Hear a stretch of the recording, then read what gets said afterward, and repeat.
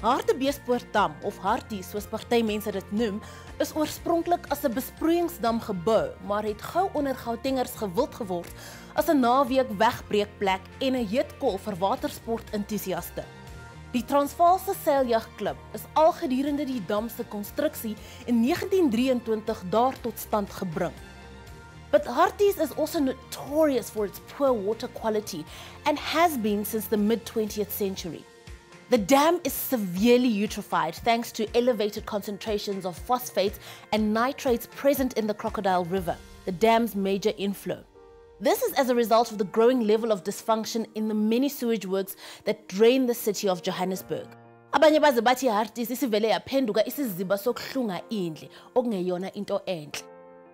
But while the poor water quality is now causing much of the irrigated agriculture to fall into disuse, the town and its water body are still an attraction for visitors, water sports fans and nature lovers that reside on her banks. So dis verstaanbaar dat die uitbraak van blou-groen alge en waterhyassinte wat in voedingsryke water floreer en gevolglik die dam versmoor, groot angstigheid onder gebruikers van die dam veroorsaak. Hermine het gaan ondersoek instel. Die Hartbeespoort dam is al by tye Gauteng se Klein Monaco genoem. 'n Stuk water omring deur 'n pragtige omgewing. 'n Plek waar stedelinge oor naweke kom afsaal, waar daar geseil en vis gevang word. Maar kyk 'n slag weer. Die water het byna verdwyn onder 'n verswelgende groen plantmassa wat deur die wind aangedryf word. As jy hierdie van ver af sien, dan lyk dit soos 'n pragtige lowergroen mielieland. En dan kom jy bietjie nader en dan sien jy daar's iets wits in hierdie land en dan sien jy maar is eintlik 'n bootjie. En dan besef jy wat jy hier sien is die Hartbeespoort dam. Die dam word al sedert 1959 deur waterhyassint infestasies getuister en die jongste uitbraak is die ergste sedert die 70er jare. Hierdie uitheemse indringerplant is bekend vir die verbasende koers waarteen dit wateroppervlaktes bedek. Die Hartbeespoortdam is wel die bes bestudeerde watermassa in Suid-Afrika, maar die doeltreffende beheer van die hyassint-uitbrake is nog steeds iets wat wetenskaplikes laat kopkrap. So wat 600 hektaar of 30% van die wateroppervlak is tans deur die indringerplante bedek. As die plant toegelaat word om ongehinderd te groei, sal 50% of nagenoeg 1000 hektaar teen September heeltemal met die hyacinte bedek wees. En soos wat die onkruid versprei, belemmer dit die vloei van die water, onderdruk biodiversiteit en help die verspreiding van siektedraers soos muskiete en slakke aan. Maar dis nie die ergste gevolge nie. Die Hartbeespoortdam is in Noordwes provinsie, 'n paar kilometer wes van die Gauteng grens. Dis byna 100 jaar gelede as 'n besproeiingsdam gebou, maar was nog altyd 'n gewilde toeriste aantreklikheid. Die aantal besoekers aan die omgewing word deesdae al minder. Die toestand waarin die dam op die oomblik is 'n voortsleepende natuurramp vir Gauteng sowel as Noordwes provinsie. Maar vir die mense wat om die dam bly, is dit 'n monster waarin hulle elke dag moet vaskyk. If you want to go to any place where you want to have relax and enjoy nature, Hartbeespoort is a place to be. And now to see the dam disappearing under these circumstances is quite disappointing. Jy weet ou het 10-20 jaar dam toe gekom en die dam ervaar as die dam. 4 jaar terug hier kom bly en gesien hoe blink die water. En nou in die oggend staan jy op en is al 'n lucky packet. Jy weet, eendag is daar 'n dam en eendag is dit 'n golfbaan. You know, I have this view every day and I've seen it grow. It's sad. Hierdie mans is lede van die Hartbeespoortdam rehabilitasieprojek se bestuurskomitee. Dis onlangs deur die omgewing se inwoners op die been gebring om die bruikbaarheid van die dam te probeer verbeter. Daar word beplan om letterlik meter vir meter die dam skoon te skep. Chris is die eienaar van die laaigraaf wat hier vir 'n heel ander taak aangewend word as waarvoor dit eintlik ontwerp is. Currently, we're trying to adapt a bigger raking system, which we're trying to pull out maybe 48 to 50 square meters at a time. Having said that, if you divide that calculated by 10,000 square meters, which is 1 hectare, we should be able to pull that out within 2.5 to 3 hours a day. Dis ook nie net die laaigraaf wat werk nie. Hy sê nou net, hulle ry omtrent 3 of 4 tanks petrol 'n dag uit, om net die hele tyd heen en weer, hierdie goed nader te stoot. Vandag gaan hulle 200 ton hyasinte hier uithaal. Dis 25 ton per uur wat hierdie klomp mense alles uitstoot. Die span moes allerhande planne maak. Wat hier soos 'n eiland lyk, is eintlik hyasinte wat met nette uit die dieper water na die oewer getrek word. Die nette behoort aan Casper Kreer wat 'n vissery in Hartbeespoort bedryf. Die doel van die nette is om die hyasinte op een plek te hou, of 2 of 3 verskillende plekke, sodat ons weet waar hulle is om hulle te kan uithaal. Want hulle skuif rond. Vandag is hulle op een plek van die oewer en die volgende dag is op 'n ander plek. So dit is om hulle basies te vashou op een plek, ja. Die mense wat in die water werk dra beskermende klere en stoot die plantmassa vorentoe. Die op die wal trek die nette stywer. Maar waar kom die hyasinte vandaan? En is al die harde werk ooit die moeite werd as die groen massa, soos in die verlede, bloot net gaan terugkeer? Waterhyasinte is drywende, meerjarige plante wat natuurlik in Suid-Amerika se tropiese en subtropiese streke voorkom. Dus is dit 'n indringerplant in Afrika en daar's geen natuurlike vyande wat die aanwas kan beheer nie. Niemand weet regtig hoe die plant in die eerste plek in die dam wortel geskiet het nie. Dalk is hulle deur iemand met goeie bedoelings wat gedink het dit sal die dam mooi laat lyk ingebring. Maar as die hyasinte eers pos gevat het, is daar amper geen manier om vergoed van hulle ontslae te raak nie. Deur vegetatiewe vermeerdering versprei die kategorie 1B uitheemse indringer teen 'n snelle pas. Klein dogterplante word deur brosuitlopers aan die ouer plant vasgeheg en hulle breek maklik, selfs deur die wind. Dit word dan nuwe besetters in die omtrek en so gaan die kringloop voort. Behalwe vir die dogterplante, produseer elke hyasint jaarliks duisende sade wat meer as 28 jaar later steeds kan ontkiem. Frikkie Botha is 'n plaaslike kenner op die gebied van die hyasintprobleem. Stand in te gaan. Nou, die blom kweek die saad wat uiteindelik in die vlakkant, in die sediment, as die temperatuur begin styg, gaan hy daar ontkiem. Ja. En dit is hoekom dit belangrik is om te besef dat al om die kantlyn van hierdie dam, en ons praat van 54 kilometer shoreline. Dis verskriklik. Is daar potensiaal vir hierdie tipe van plant om uit die saad te groei. Goeie voorbeeld van 'n stiggie wat reeds bietjie gegroei het en nou sien jy die blaasies. Ja, wat is hierdie? Dis sy borreltjies waarop hy dryf. Dis hoekom hierdie goed as hier ronddryf. Yes.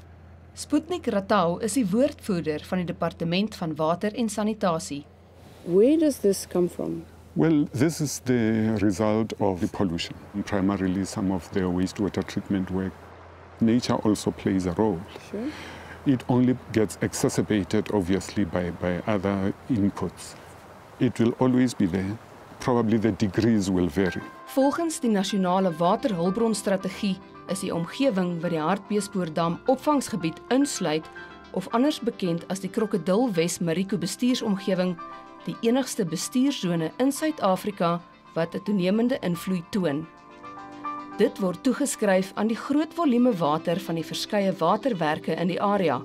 Die hyasintprobleem word vererger in watermassas met hoër nutriëntvlakke. Voedingsstowwe soos stikstof, fosfate, nitrate. En dit staan bekend as eutrofikasie. Nou, hierdie voedingsstowwe is natuurlik in die water, maar as daar te veel daarvan inkom, dan gooi dit die hele proses uit balans uit. En dit is dan wanneer jy goed soos wateralge kry en dan 'n oormaat van wateronkruide, soos hier op hierdie dam. Dis ironies, maar hierdie onkruid het die dam se water helder skoon gemaak, want die plant se wortelstelsel filtreer die water. So moet 'n mens dan al die hyasinte uithaal? Nee, wat ons probeer doen is om te sê kom ons haal 90% van hierdie hyasinte uit, want dit was die beste filterstelsel wat jy kan kry. As ek hom oopbreek, Ja. so jy sien hoe lyk hy daarso. Kyk al die vuil goed hier binne. Hoe is dit? Al die kos, kyk daar, kyk al die nitrate sal ek nou maar sê. Kyk hoe fantasties het hy hom gefilter hierdeur. Maar al lyk die water nou die helderste wat dit vir 'n lang tyd was, kan die dam steeds nie benut word nie. Bote kan nie uitvaar nie en die ekonomie van die omgewing ly daaronder. Die beheer van waterhyasinte kos ons land jaarliks miljoene rande. As hulle eers verwyder is daar nie veel wat met die plant gedoen kan word nie, aangesien dit uit 95% water en lug bestaan. Komposvorming was tot 'n sekere mate suksesvol, asook ander voorgestelde gebruike soos touvesel, houtskool en biogasproduksie. En dan keer die probleem net weer terug. So is die plaaslike inwoners se pogings om die hyasinte te beheer dan nie alles te vergeefs nie. En is daar enige langtermynoplossings vir hierdie probleem? Het jy geweet, Johannesburg, wat net om die draai is die enigste stad in die wêreld wat nie as gevolg van 'n meer, rivier of waterfront gebou is nie. In plaas daarvan strek dit oor 'n kontinentale waterskeiding. Hartbeespoort Dam has become a robust example of the unintended consequence of an aquatic ecosystem stabilizing in an undesirable state, one that has defied the best scientific interventions for decade upon decade. The dam has been plagued with a hypertrophic condition since the early 1970s. Mismanagement of wastewater treatment from urban zones within the catchment is largely to blame, with over hundreds of tons of phosphate and nitrate deposits annually. This has completely distorted the food web as a result. Die uiterste vlakke van voedingsstowwe waarmee dit belaai word, kan in die oormatige groei van blou-groen alge of cyanobakterieë en epidemies van ontploffende waterhyasint groei wat uiteindelik die dam blokkeer gesien word. Hermine bring vir ons die res van die storie. Die mees onlangse infestasie van uitheemse indringer waterhyasinte in die Hartbeespoort dam ontwrig toerisme in die omgewing. Geskiedenis toon dat min gedoen kan word om die onkruid wat in hierdie berugte voedingsstofoorlaaide water floreer, suksesvol hier te kan beheer. So wat is die langtermynoplossing? Dit lyk asof die eenvoudigste antwoord op hierdie vraag is om die toestande wat maak dat die plant floreer reg te stel. Suid-Afrika is 'n waterskaars land en die min waterbronne wat ons wel het, moet ten alle koste beskerm word. So daar is streng wetgewing om die besoedelaar te beboet. Die sogenaamde polluter pays beginsel. Nou dis deel van ons waterwet wat van die bestes in die wêreld is. Maar word dit toegepas? Who is responsible for the management of the water in this dam? Ultimately, as custodians of water for the country, the Department of Water and Sanitation would be the ultimate custodian for any water courses. And that would include the Hartbeespoort Dam. The department is the regulator. Maar die werklike oortreders is blykbaar die plaaslike munisipaliteite in die opvangsgebied van die dam. So lyk die afvalwater wat Tshwane se Sunderland Ridge rioolwerke gereeld in die Henopsrivier instort. En Sunderland Ridge is een van 9 rioolwerke wie se afvalwater uiteindelik in die Hartbeespoort dam invloei. Die 9 is versprei oor die dam se wye opvangsgebied. Now the Water Act says that you can go in and rectify the problem yourself and bill them for the expenses. Why hasn't that happened? Because they have taken action to correct that. The issues around Sunderland Ridge, we are still working with the city of Tshwane to be able to clear that. So it is all a process. I think we must appreciate that not everything can be done over a 24-hour period. Almal besef dit. Maar elkeen van hierdie rioolwerke het al vir jare lank probleme. And part of what we are looking at the moment is a situation where we are going to be able to transfer more funding to the environmental affairs so that they can have more teams that can come in and do more work on the hyacinth. And therefore, this is work in progress. And whilst we are looking for a lasting solution, those kind of understandings and activities will continue. Maar die inwoners van Harties is nie oortuig nie. They just watch the dam going to decay every day and they do nothing about it. Die departement van waterwese is verantwoordelik vir die instandhouding van die dam, vir die kwaliteit van die water, vir die bestryding van indringerplante. En die departement omgewingsake is veronderstel om toesig te hou daaroor. Hulle doen niks omtrent die indringerplante op die oomblik nie. What have you done to make sure that the water that's coming into the dam gets cleaned? Because that is where the problem starts, is it not? There are inputs from different areas, and some of those we are in discussions with the municipalities along the catchment area. We are working with Ervat, we are working with the city of Johannesburg, we are working with the city of Tshwane, especially with the wastewater treatment works that we have identified and agreed with them that there are shortcomings.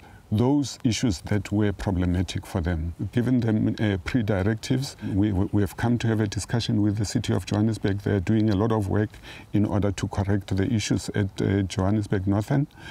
City of Tshwane is dealing with the issues at Sunderland Ridge, and there is a lot of work that is happening there.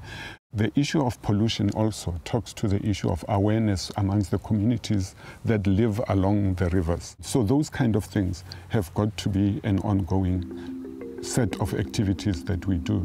Dis verstommend dat die departement tot verlede jaar 'n baie suksesvolle projek in plek gehad het. 5050 het in 2012 oor fase 1 van die Harties met sy AME projek berig. Dit het die belastingbetaler honderde miljoene rande uit die sak gejaag. Die departement beweer dat dit as gevolg van 'n arbeidsgeskil nie kon voortgaan nie. As a result, the hyacinth has no longer been controlled. The rehabilitation and maintenance of the dam seem to have to come to a standstill. It is quite concerning that at this stage they're not assisting the community. The community has taken on its own to try to deal with the dam issue than waiting for the government to do something for them. You know what, the bottom line, if you don't do something about it, who is? It's not fair. But again, if you leave it, what's happening to Hartbeespoort Dam? It's going to be a ghost town. Die Hartbeespoort sage duur dus voort. Hopelik sal dit uiteindelik sorg dat die hyacintplaag oorkom word en die omgewing se toerisme-ekonomie herstel kan word. It would seem that the processing systems that underpin water resource management in South Africa need to be given some serious attention if we're ever to rectify these issues.